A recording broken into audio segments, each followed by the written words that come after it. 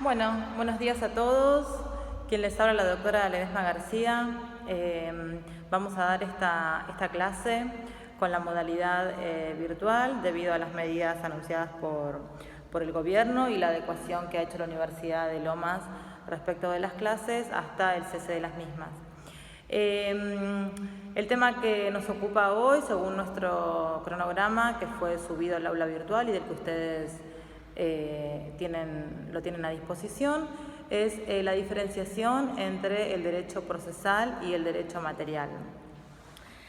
Lo que nosotros decimos es que el derecho material es aquel que regula el deber ser, el que impone los comportamientos que deben seguir los individuos en la sociedad.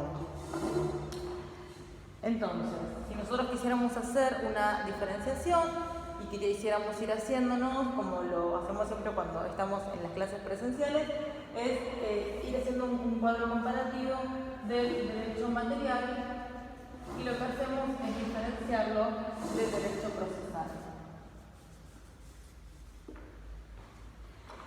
Lo que decimos es que el derecho procesal es esta actividad desplegada por los órganos del Estado en la creación y aplicación de normas jurídicas, ¿sí? Entonces, el derecho material son aquellas normas que regulan la vida de los individuos dentro de una sociedad, ¿sí? Como ser las normas del derecho civil, del derecho penal. Carneluti, en una de sus obras, manifiesta que si todos los individuos de una sociedad respetaran estas normas, el derecho procesal no tendría razón de ser, es decir, que nunca operaría, nunca entraría en acción. Pero ante el incumplimiento de alguna de estas normas, el derecho procesal debe entrar en acción para que este incumplimiento no quede impune, ¿sí? Entonces, esa es la primera diferenciación que tenemos que hacer entre el derecho material, estas normas que nosotros llamamos como las normas de fondo, ¿sí? El derecho de fondo, y el derecho procesal, que son nuestras normas de forma, o nuestro derecho de forma, ¿sí? Esto es una diferenciación muy importante. Y el nuestro, el que nosotros utilizamos, que es el derecho procesal civil y comercial, que es el que nosotros estudiamos, es un derecho de forma, ¿sí? Bien. Luego, según el cronograma que nosotros tenemos, lo que vemos son las fuentes del derecho procesal, ¿sí? Cuando hablamos de fuentes del derecho procesal, es muy importante, estoy viendo qué parte del pizarrón es la que se ve. Cuando hablamos de fuentes del derecho procesal, acá nos detenemos y hacemos dos salvedades. Cuando hablamos de fuentes, lo primero que tenemos que saber es qué significa fuente, ¿sí? Porque los alumnos en general dicen fuentes de derecho procesal y ya comienzan a enumerarlas. Dicen, sí, porque la ley y la Constitución, pero le preguntamos, ¿y qué es una fuente? ¿Qué significan las fuentes? Y a veces fallan en ese concepto, y es importante entender qué son las fuentes, ¿sí? Para saber de qué es lo que estoy hablando, ¿eh? Cuando hablamos de fuentes del derecho procesal, significa de dónde emerge, de dónde surge, ¿sí? Eso es propiamente las fuentes,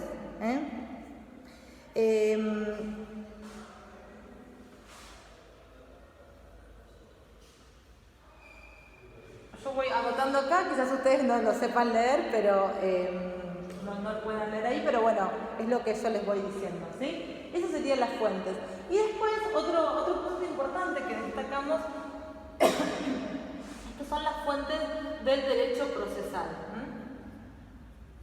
¿Por qué decimos esto? Porque nosotros vamos a enumerar distintas normas que se encuentran en la Constitución, distintas leyes en el orden nacional, provincial, pero esas normas constitucionales que nosotros nombramos, esos artículos, son normas que están vinculadas con el proceso, ¿sí? Por eso son fuentes del derecho procesal, porque son esas normas que encontramos en la Constitución que están relacionadas con el proceso, que es la materia nuestra de estudio, ¿sí? Por eso hablamos de fuentes del derecho procesal. Bien, entonces, ahora sí, vamos a continuar. Cuando hablamos de fuentes del derecho procesal, No tenemos que las fuentes las podemos clasificar en primer lugar en obligatorias y no obligatorias, o primarias y secundarias, ¿sí? Todo lo que yo voy anotando es lo mismo que les voy diciendo a ustedes. Me fijé que podamos justo verlo, pero bueno, también es lo que estoy diciéndoles acá, ¿sí? Primarias u obligatorias y secundarias o no obligatorias. Dentro de las fuentes primarias u obligatorias tenemos en primer lugar la ley. Cuando hablamos de la ley decimos que incluye toda norma de carácter general y obligatorio, ¿sí? Dentro de la fuente de la ley tenemos la Constitución Nacional, tenemos leyes en el orden nacional, leyes en el orden provincial y reglamentos y acordadas judiciales, ¿sí? También tenemos dentro de las fuentes primarias a la costumbre. Y dentro de las fuentes secundarias o no obligatorias tenemos a la jurisprudencia y a la doctrina. Vamos a ver ahora cuando expliquemos cada una que dentro de la jurisprudencia tenemos la salvedad de los fallos plenarios, que es una jurisprudencia especial. Estos fallos plenarios, esta jurisprudencia especial, sí es una fuente obligatoria, o sea, no puede ser desconocida por el juez para su aplicación y es de cumplimiento obligatorio, ¿sí? Así que, bueno, ahora vamos a ir explicando cada una de las fuentes. Dijimos que la ley entonces era toda norma de carácter general y obligatorio. Dentro de la ley nos encontramos con la Constitución Nacional, ¿sí? Dentro de la Constitución Nacional tenemos varias normas que están relacionadas con el proceso, como yo se los decía hace un ratito acá. En la Constitución Nacional tenemos normas referidas a que se refieren a la administración de justicia, como ser, por ejemplo, la norma del artículo 5, que le permite a las provincias el dictado de sus códigos de procedimientos y la posibilidad de realizar su educación primaria. Tenemos también normas que se refieren a ciertos derechos y garantías que también están relacionadas con el proceso, como la norma del artículo 16, que establece la igualdad ante la ley, la norma del artículo 18, que se refiere a la inviolabilidad de la defensa en juicio y la prohibición de que sea juzgado en comisiones especiales. Estas son todas normas constitucionales que tienen referencia con el proceso, que están relacionadas con el proceso. Por eso constituyen fuentes del derecho procesal, ¿sí? Luego tenemos también leyes en el orden nacional, como ser, por ejemplo, la ley de concursos y quiebras o la ley del matrimonio civil. Tenemos leyes en el orden provincial, como el Código Procesal Civil y Comercial de la provincia de Buenos Aires o el Código Procesal Civil y Comercial Penal de la provincia de Buenos Aires. Y por último también tenemos dentro de la misma fuente de la ley los reglamentos y acordadas judiciales que son dictados por la Suprema Corte de la provincia de Buenos Aires. Los reglamentos son aquellos que establecen y tienden al mejor funcionamiento de la administración de justicia y establecen, por ejemplo, decretan reglas de conducta particulares, como cuando se le establece una licencia a un empleado judicial.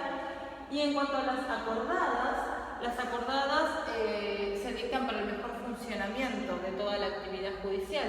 Por ejemplo, las ferias judiciales se dictan por acordada, o cuando hay un día inhábil judicial se dicta por acordada, ¿sí?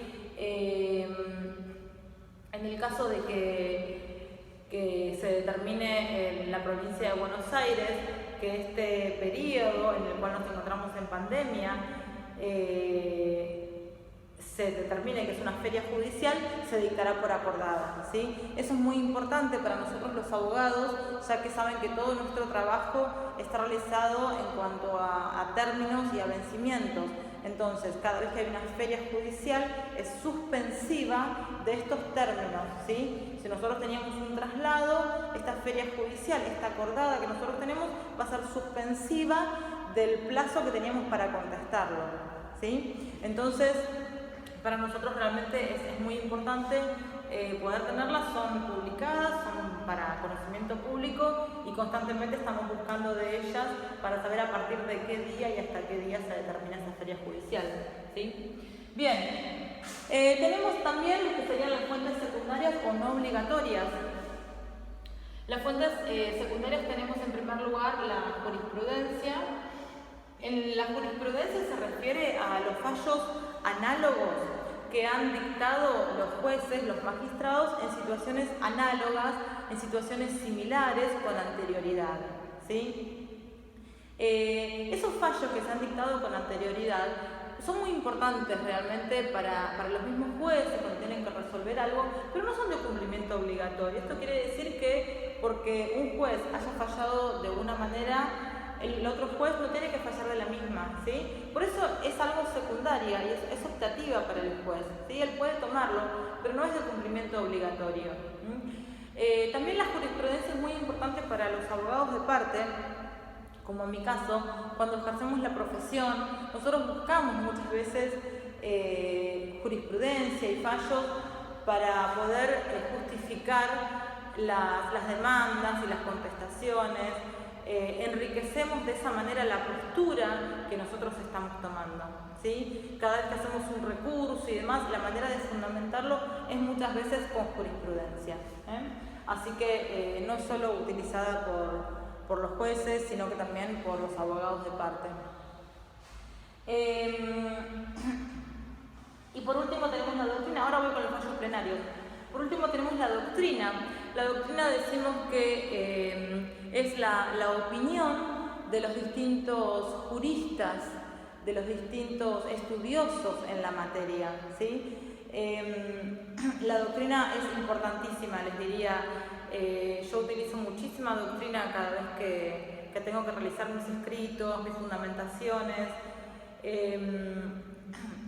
Los jueces también utilizan doctrina cuando tienen que fundamentar su decisión, Cuando ellos dictan sentencia, fundamentan muchísimo con doctrina. Así que realmente es algo muy utilizada y es muy importante. Por supuesto que no la hacemos propia, ¿sí? Yo fundamento mi recurso y demás, o mi acto procesal, utilizo la doctrina que me parece adecuada y marco la fuente. Cuando estoy haciendo un escrito, marco la fuente de quién tomé eso, marco el libro, o lo hago con una letra diferente para que sepa que no es algo propio que escribí yo, sino que lo hizo otra persona. Pero realmente nos ayuda un montón. Bueno, vamos ahora sí con los fallos plenarios. Los fallos plenarios es una salvedad que nosotros tenemos. Cuando ustedes hacen el examen, pueden, dentro de la jurisprudencia, cuando lo explican, hacen esta salvedad de los fallos plenarios, ¿sí? Decimos que los fallos plenarios se dan cuando todos los miembros que corresponden a ambas salas de la Cámara de Apelaciones, las que comúnmente funcionan de manera separada, se reúnen en plenitud y conjuntas dan una decisión, ¿sí? Para que esto pase, para que haya un plenario, tiene que ser un caso reiterado, tiene que ser algo controvertido. ¿Por qué se pide muchas veces un plenario?